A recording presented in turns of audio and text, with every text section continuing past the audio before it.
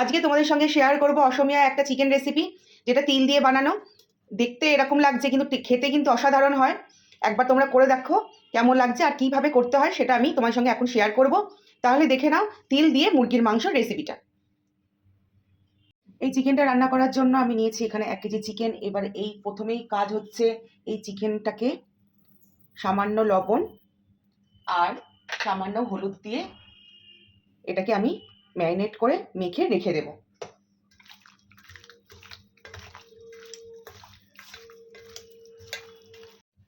এখানে গ্যাসে কড়াই বসিয়ে দিয়েছি, কড়াইটা গরম হয়ে গেছে। এর মধ্যে দেবো এখানে 50 গ্রাম কালো তিল আছে, তিলটা এর মধ্যে দিয়ে দিলাম। দিয়ে এটাকে একটু ড্রাই রোস্ট করে নেব। ড্রাই রোস্ট করা হয়ে গেছে, এবার এটাকে ঠান্ডা করে নিয়ে এটা গুঁড়ো করে নেব। গ্যাসটা আমি অফ করে দিচ্ছি। গ্যাসে আমি কড়াই বসিয়ে দিয়েছি, কড়াইটা এবার গরম হতে দেব। এর মধ্যে দিয়ে দিচ্ছি সর্ষের তেল। এটা সর্ষের তেলেই রান্নাটা হবে। তেলটা গরম হয়ে গেছে, এবার এর মধ্যে দেব গোটা গরম মশলা ফোড়নে। এবার দিয়ে দিচ্ছি কুচানো পেঁয়াজ। এখানে 4 থেকে 5টা কুচানো পেঁয়াজ আছে। পেঁয়াজটা আমি ভালোভাবে ভেজে নেব।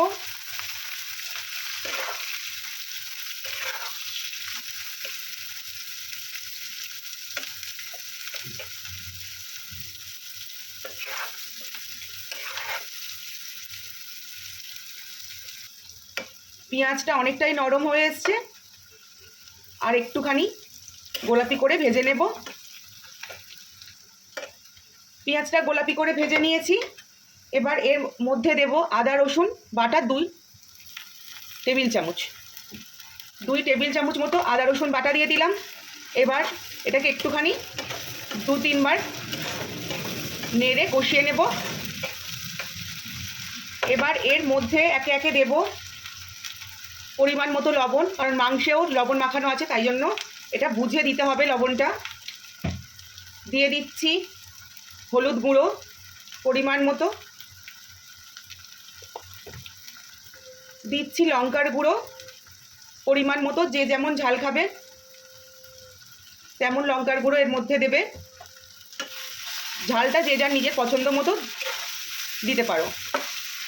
এবার এটাকে খুব ভালোভাবে আমি মিশিয়ে নিচ্ছি।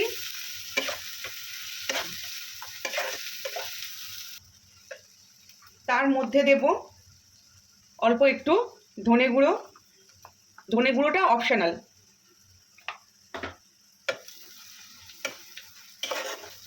একটু কষিয়ে নেব। এবার এর মধ্যে দিয়ে দিচ্ছি ম্যারিনেট করা চিকেন।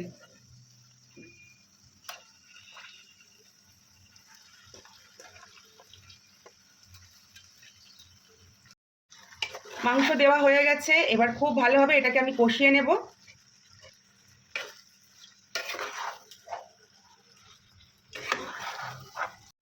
এবার চিকেনটা আমি ঢাকা দিয়ে হতে দেব। এটা মিডিয়াম আছে 10 মিনিট ধরে এটা কষছি আমি চাপা দিয়ে দিয়ে এটাকে কষে নেব যতক্ষণ না এটা 80% হয়। তার মধ্যে আমি অল্প একটু আস্ত কাঁচা লঙ্কা, এটা যে যার পছন্দ মতো, আমি ঝাল খেতে ভালোবাসি সেই জন্য আমি আমার জন্য কাঁচা লঙ্কা দিয়ে দিলাম। আমি কিছুক্ষণ পর আমি আবার এটাকে তুলে একটু নাড়িয়ে দেব।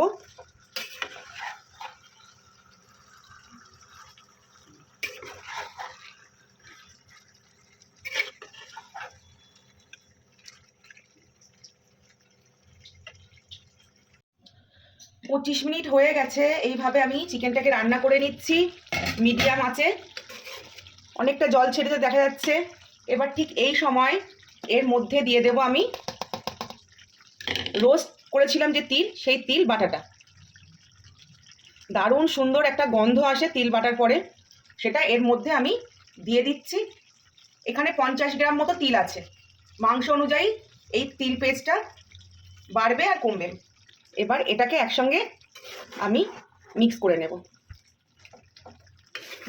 তোমরা হয়তো গন্ধটা পাচ্ছ না, কিন্তু আমি গন্ধটা পাচ্ছি। এই তিল ভাজার পরে গ্রাইন্ড করলে, মানে গুঁড়ো করলে যে সুন্দর গন্ধটা আসে না, মানে কি বলবো, একবার করে খাবে, খেয়ে দেখবে যে কি ভালো লাগে এই তিল চিকেনটা।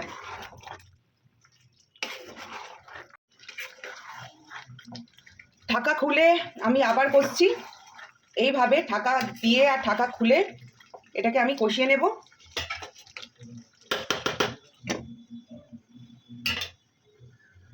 এবার খুলছি এটা, দেখো তেল ছেড়েছে, তিল থেকেও তেল ছেড়ে দিয়েছে, মাংসগুলো বেশিরভাগটাই কিন্তু সেদ্ধ হয়ে গেছে এই তেলের মধ্যে। এবার এর মধ্যে দেব আমি অল্প একটু গরম জল, যাতে মাংসটা ভেতর দিয়ে ভালোভাবে সেদ্ধ হয়ে যায়। খুব সামান্য একটু গরম জল দিয়ে দিলাম। এবার এটাকে আমি ফুটতে দেব, যতটা গ্রেভি রাখার দরকার সেই অনুযায়ী এটাকে শুকানো যাবে। আমি গ্রেভি একদম অল্প রাখবো, সেই জন্য অল্প জল দিয়েছি। আর কিছুক্ষণ 5 থেকে 7 মিনিট এটাকে আমি ফুটিয়ে নেব। চিকেনটা কিন্তু একদম হয়ে গেছে, খুলে নিলাম। এবার তোমাদেরকে একটু কাছ থেকে দেখাই, কালারটা যেমনি এসছে দেখে মনে হচ্ছে কিন্তু অন্যরকম, কালো মাংস কি করে, কিন্তু খেতে কিন্তু অসাধারণ হয়।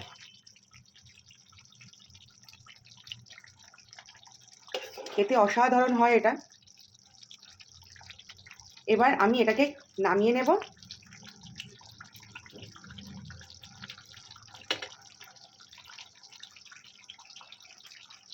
গ্যাসটা অফ করে দিলাম। তিল দিয়ে মুরগির মাংস রেডি। টাটা।